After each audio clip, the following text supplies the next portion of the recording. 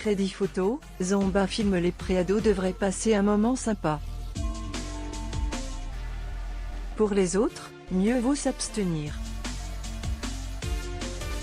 Voilà comment le Parisien critiquait à l'époque le film Crossroads, réalisé par Tamra Davis sur un scénario signé de Shonda Rhimes, la future papesse de la télévision américaine qui finira par signer les plus gros succès sériels du nouveau millénaire, de Grey's Anatomy à la chronique des Bridgerton en passant par How to Get Away with Murder et Scandal.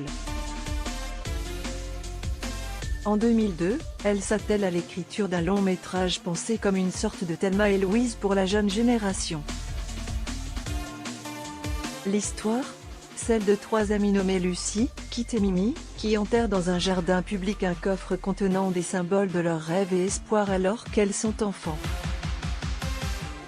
Elles se promettent de déterrer ce trésor le soir du bal de promotion. Les années passent. Les trois jeunes filles ne sont plus amies, mais ce soir-là, elles parviennent se retrouver pour découvrir les secrets qu'elles avaient oubliés. Commence alors pour elles un voyage à travers les États-Unis afin de réaliser leurs rêves. Le player Dailymotion est en train de se charger. var configuration égale new object. Configuration.video égale x8rt3zj. Configuration.param égale new object. Configuration.param.aspect-ratio égale 16:2.9. Configuration.param.mute égale true. Configuration.param.enabledMlogo égale false. Dailymotion.create player my Dailymotion player. Configuration, l'expérience n'a pas été facile pour moi. La particularité de Crossroads tient à son casting. En effet, il s'agit du premier et seul film dans lequel Britney Spears tient le premier rôle. À l'exception de quelques caméos, la pop star américaine n'a à l'époque aucune expérience d'acting à son actif. Elle incarne pourtant Lucy dans cette comédie avec un soupçon de romantisme et de musique. Elle chante I Love Rock'n'Roll, I'm Not a Girl, Not Yet a Woman et Overprotected sur Labo, qui est aussi portée par Zoe Saldana, Avatar, Les Gardiens de la Galaxie, et Kim Cattrall, Sex and the City. La sœur de Britney Spears, Jamie Lynn, fait même une apparition dans la peau de Lucy enfant. Hélas, Crossroads est descendu en flèche à son arrivée sur les écrans et se voit qualifié de navet stéréotypé et puéril.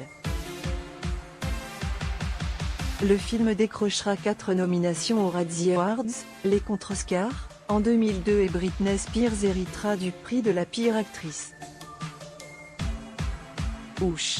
Voir cette publication sur Instagram. Une publication partagée par Netflix France @netflixfr, dans ses mémoires La femme en moi, arrachée à plus de 3 millions d'exemplaires dans le monde, Britney Spears revient sur le tournage de Crossroads dont elle ne garde pas de très bons souvenirs. L'expérience n'a pas été facile pour moi. Mon problème ne venait pas des personnes impliquées dans la production mais de ce que le métier d'acteur me faisait ressentir. J'ai commencé à appliquer la méthode acting, seulement je ne savais pas comment sortir de mon personnage. Je suis vraiment devenue cette autre personne. J'ai fini par marcher différemment, me comporter différemment, parler différemment.